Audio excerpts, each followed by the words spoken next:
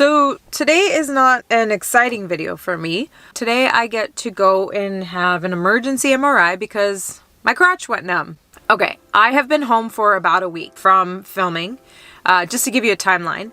And a couple days ago, my crotch went numb and I realized that my crotch had been going numb. I had woke up in the middle of the night with it, but honestly, I didn't think anything of it. I don't know why. It's having your crotch, waking up with your crotch numb is like not a normal thing.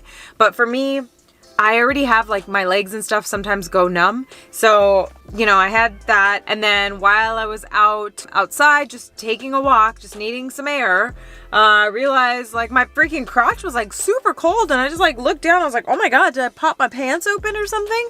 And no, didn't pop my pants open. So I'm like, okay, what the hell? So I started running just a little bit because I didn't want to sit there in public and just like start feeling on myself, which I probably should have just because who cares? But I started running and I'm like, okay, it's confirmed. My crotch is completely numb. So it took a little while and it actually went away. So I'm like, okay, what's going on? A couple hours later, parts of my face started going numb. And then a little while after, I started having weird stuff going on with my legs. Like my leg was numb and stuff. The problem is that with my legs being numb, that's not actually something that's not usual for me. That's been happening lately. So it's kind of like, okay, that one's like not as bad. The whole story, let's back up a little bit. Okay, about 10 years ago, so I'm a nurse. And about 10 years ago, I had this like accident with a patient. A patient was going down and I grabbed onto him and all sorts of stuff happened. And I ended up herniating my disc. So worked super hard. Fast forward, a few years after that, I got to a point where I was like super strong, working out, everything was fine. About 4 years ago, so this is like 6 years after, that initial accident, 4 years ago, I started having significant issues. Now, pain was like a normal part of my life, so I didn't think anything of it, but both my legs went numb and my right foot dropped. So I lost reflex in my right foot, and I don't know if it's just because I'm a nurse and like I don't think those things are serious, or I was living alone at the time. I didn't really have a choice. I just kept working and just kept trucking along until finally, the person I was working with was like, "What are you doing? You are literally dragging your foot, holding on to everything you can when you come into work and you can barely stand. What are you doing?" Right? I worked in the operating room at the time. And I was like, well, I don't know. What are you talking about? Right? And so she was like, okay, no, stop what you're doing. We need to like get you to see somebody. Now, I had seen a couple people before that. I actually had gone to Kaiser, and they told me that I wasn't a candidate for surgery. And I was literally told by the physical therapist that I need to put my big girl pants on and just get over it. So that's what I did. So by the time, all this was going on, I'm like, well, this is just my normal life. I'm just going to have to like drag my ass up the stairs and, not be able to sit down to pee sometimes. I just thought that was normal life. Anyways, I ended up meeting a neurosurgeon through this whole situation, and he took a look at my back. They also had an incidental finding of a tethered cord. A tethered cord is just like an abnormal stretching of the actual like spinal cord. So normally a spinal cord, your spinal cord inside your vertebrae end at a certain level, right? Like say up here. Mine ended down here. So it was like abnormally stretched. No one found that. Really, Kaiser? All that imaging and you never found that? Anyways, by the time I ended up seeing this neurosurgeon, he was like, you need an emergent fusion. So if you guys don't know what a fusion is, look it up. It's not the fun. It's not the best. It's pretty much where they have to stabilize your vertebrae with like screws and a little cage thing to make sure that area doesn't move. So by the time I met the neurosurgeon, my L4 and L5 were right on top of each other. There was 0 disc left, and every time I was walking, sitting, moving, anything, it was just rubbing up against each other, and they were just not being able to stay still. So needless to say, it was not fun and very, very, very painful. But I think I just got used to all the pain that I had been going through for the last few years. But again, at that time, by the time this happened, okay, this is 2017. Let me just kind of give you a year to reference. 2017, couldn't feel my legs. My right foot dropped and I was pretty much dragging like dragging myself everywhere. Ended up having a fusion against everything I wanted, but there was literally no other option. I couldn't get a laminectomy because there was no disc to help decompress and all that. So had a fusion, and everything's hunky-dory. I really didn't want it, but a couple days later, when some of the pain meds from the actual surgery started to wear off, I realized, oh shit, why am I so sick? Turns out I'm allergic to pain meds, so I had to do the rest of the surgery and the rest of the recovery without any kind of pain meds, without any kind of muscle relaxers, without anything. So that was fun. 8 weeks go by and I'm like, all right, cool. I'm ready to get back to work because I'm really bored at work because I literally couldn't walk for more than 5 to 10 minutes a day. So I get back to work. First day I'm there, my legs go numb again. Really? Like I can't catch a break? So I went back to the neurosurgeon and he's like, sorry, we weren't thinking that your tethered cord was going to be an issue, but it looks like it might be. So we need to go ahead and snip that bad boy. And I'm like, oh, okay. So like, that's not that big of a deal. So you're just going to go in there, make a little incision, snip my spinal cord, and it's supposed to just spring back up to wherever it's supposed to sit. And everything's going to be hunky-dory. And he's like, yeah, that's what's going to happen. And I'm like, oh, okay. Mind you, I am in excruciating pain. I really don't have any other decision makers to help me with this situation. I'm a nurse, but when it ends up being that you are like, contemplating on whether or not you should make a decision to go ahead and continue to walk for the rest of your life, your judgment gets a little clouded. So I go ahead and have the surgery and then ended up having complications like a couple weeks later, had to go back for the third time, all that. So 2017 was just kind of a bust, right? Going into 2018, it was pretty rough. So, I did some PT and all that good stuff. Honestly, it was very difficult. No pain meds, no muscle relaxants, nothing. And I just had to kind of push past it. Whatever. I just kind of pushed all that pain, behind me. And that's when I actually decided to start competing. I was like, yeah, you know what? I like practically broke my back and now I have like hardware in my back and all that. Like, this is a really good time to probably just start getting into a sport that's, pretty dangerous and like has a ton of impact, and like, why not? That's what ended up happening. And so I ended up having that situation. So I ended up, making that decision, and that's when I started doing a lot more safety stuff in the car. I put a cage in the car and my race seat went in the car and harnesses and all that because I was like, well, maybe I can limit how much I get hurt, right? Anyways, so that was 2017, 2018. 2018 is when I decided to compete, started getting the car ready. I will say that was one of the most painful things when I was getting the car ready. It was from about September to December. I was working on the car nonstop. Now, underneath the car, trying to do things I had never done before, right? I redid the rear end on the car and all sorts of things, of course. So I had all things going for me right there. So I had a bunch of stuff going. Didn't know how to work on the car because I had never really done it. Didn't really have the strength. My back hurt all the damn time and I just kind of pushed through. 2019 comes and I am ready for competition. The first 6 months, I would say, I had to get used to being in the car for periods of time and figuring that out. I mean, competition days, I would bring stuff with me. I had this Theragun. I don't know if you guys have heard of it, but it's pretty cool. And I brought that with me. I would stretch. I brought numbing cream, everything I can do just to keep me going that year. So I will say there was a whole lot of things that I had to figure out. So I had never competed in anything in my life except for one semester of volleyball in the 5th grade. I don't count that, but if you do, okay. That was difficult. Figuring out and I was a brand new driver. I didn't know what the hell I was doing. I still don't really know what I'm doing, but I really didn't know what I was doing back then. Here I was trying to, little old Sonia just trying to figure out her way, and also going through the physical notions of my back is healing and I'm putting it through quite a bit of stuff and it didn't like it. Okay, so fast forward to 2020, I got offered to do this thing called a Night of Destruction, and it's enduro racing for a NASCAR series at Irwindale Speedway in California. And it's circle track, but it's a little different than time attack. Here it's wheel to wheel, and there could be some impact.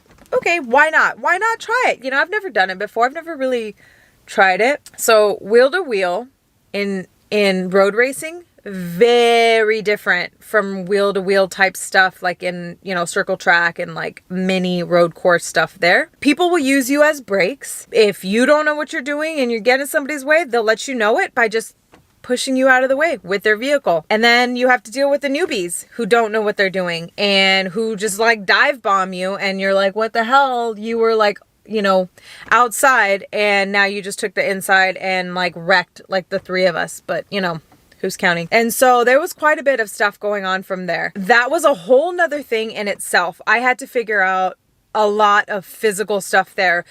Usually the day after my NASCAR races, I ended up being in bed for the majority of the day in such excruciating pain that I literally couldn't walk. So of course, true Sonia fashion, I tried to just look at that as a challenge, as opposed to I'm physically, you know, like deteriorating my body. I was like, okay, I can do more stuff. So I tried to like do a bunch of stuff before the race, stretch and strength train and do all this stuff. And then after the race, you know, really stretch out my back and do all these other corrective exercises and stuff. So it got better. Fast forward now to 2021. It is February, end of February 2021. And last week I filmed for this Netflix show, and it was an amazing opportunity. And I was like, all right, cool. Really didn't know what I was getting myself into. I think that during one of my runs where I kind of jumped the car, I'm pretty sure that that compression of coming back down didn't help me in any way. The weird thing is I filmed last week, like more than a week ago, probably like 9 days ago, but I didn't really feel anything until, so I filmed last Wednesday. I didn't really start feeling anything until about Monday. I was like, oh cool, my back doesn't actually hurt that bad. Oh my God, I'm actually finally at this point where like I can keep going. Mind you, for the last couple months, I have been doing physical training, physical therapy, personal training, and a lot of like 2 to 3 hours of corrective exercises and stretching and all that at home. I do a lot of stuff to try to get my body to do these things and try to be okay. Earlier this week, I start feeling some weird things. My toes were going numb and my legs were going numb, and I'm like, oh shoot, what did I do? Okay, it was fine. I'm just gonna go ahead and stretch a little bit. You know, it should be fine. My arms, which stopped going numb after I started doing like physical therapy and stuff, went numb again, and they were staying numb. And then a couple days after that is when my crotch went numb. A couple hours after my crotch went numb, parts of my face went numb. So here I am. Not gonna lie, I think I have some PTSD from my whole back situation, right? And so I was like, okay, I'm trying not to freak out. What do I do? What do I do?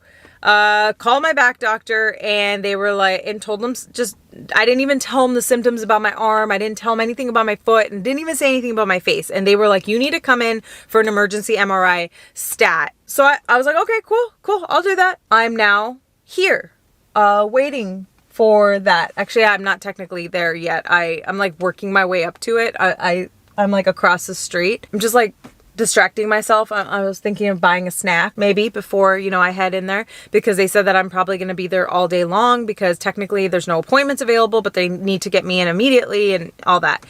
For being a nurse, I don't care much for our healthcare system. So yeah, there's that. I am going to head into this MRI, and I am going to just hope that maybe I just had a little bit of compression. Maybe there's just some inflammation, but there's nothing permanent, and you know, no cracked vertebrae or anything like that.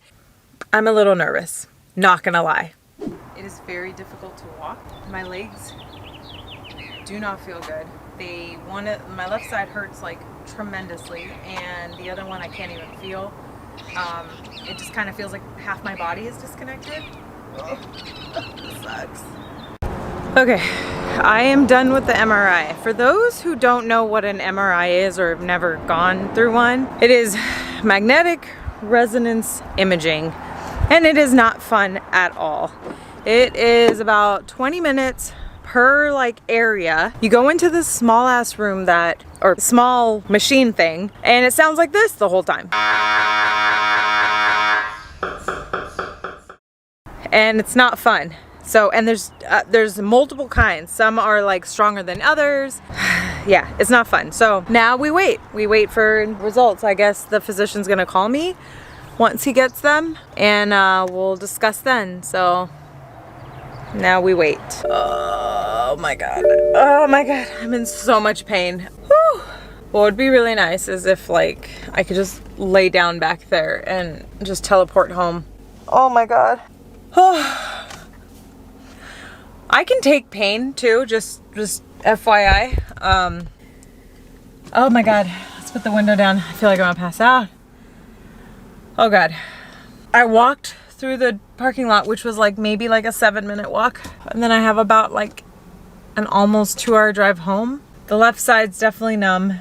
How can it be numb and hurting this bad at the same time?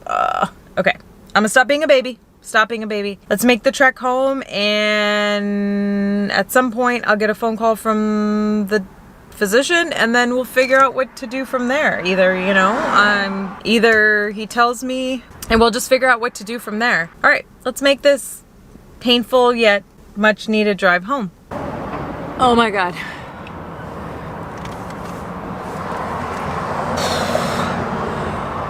I am about an hour from home. I could not make it. My body feels like it's a raging 17-year-old on her period that just broke up with her boyfriend. Oh my God. And is just not happy with whatever I do. So sitting hurts, standing hurts, and walking hurts. I'm in so much pain that I feel like I want to throw up. I'm gonna put my big girl panties on and just deal with this 1-hour drive.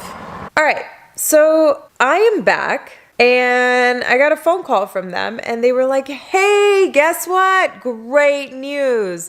Your MRI looks great. There's no compression fractures, nothing. And I'm like, awesome. So what the hell then? And they were like, yeah, sorry, we don't really know what's going on with your crotch, like, or your legs or your arms, but like, we're cool, right? Because like, you know, the MRI we did was just fine.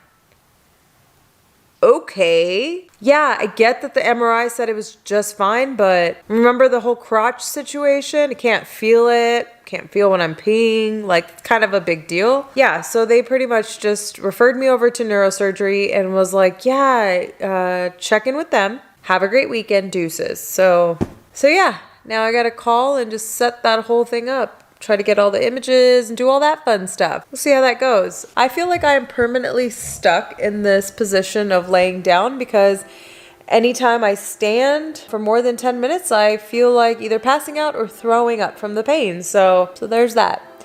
I so badly want to just go inside the garage and take inventory of what was going on and just start tearing the Z apart. But I really don't think that I can possibly do that. And I have a very huge fault that I normally will push past my pain and do all sorts of things and hurt myself usually for longer periods of time because I won't pay attention and I'll just keep going and I just want to do whatever I need to do with the car. But I have filming in a couple days for something else that isn't going to involve the same kind of driving or anything, so thank God. But I really want to be okay for that because I already said yes to it. So I am just going to do my best to try to relax for the next couple hours. I'm hoping that it'll be fine by tomorrow morning and I don't need to be just laying here like this. I am not one to stay still, and the Z has so much, and the Enduro car. So I'm in this NASCAR series. It's like a Night of Destruction. It's like these little 4-banger Enduro cars. I still have to get that ready for the season. It starts in like 2 weeks or so, and I have not even touched that thing. So there's still so much to do. Who has time for this? All right, I'll stop complaining now. I mean, just a little bit. Okay, I'm done. No, I'm not. Okay, I'm gonna let you guys go. I am gonna go ahead and just try to relax for the rest of the night and do this thing, which is not move much. And then hopefully I will be able to have the weekend to be able to do some stuff. So we'll see how that goes. Next video, I hope I'm tearing the Z apart. Yeah. Subscribe and like to this channel so hopefully you can see my progression through all of this, and hopefully we'll be running and walking together in no time, right? For real, go ahead and subscribe. It gives me that to keep doing these videos. I am sorry, I'm like a total Debbie Downer right now. I am not I'm in a ton of pain, so I'm trying. Okay, until the next time, boo boo, I will see you then.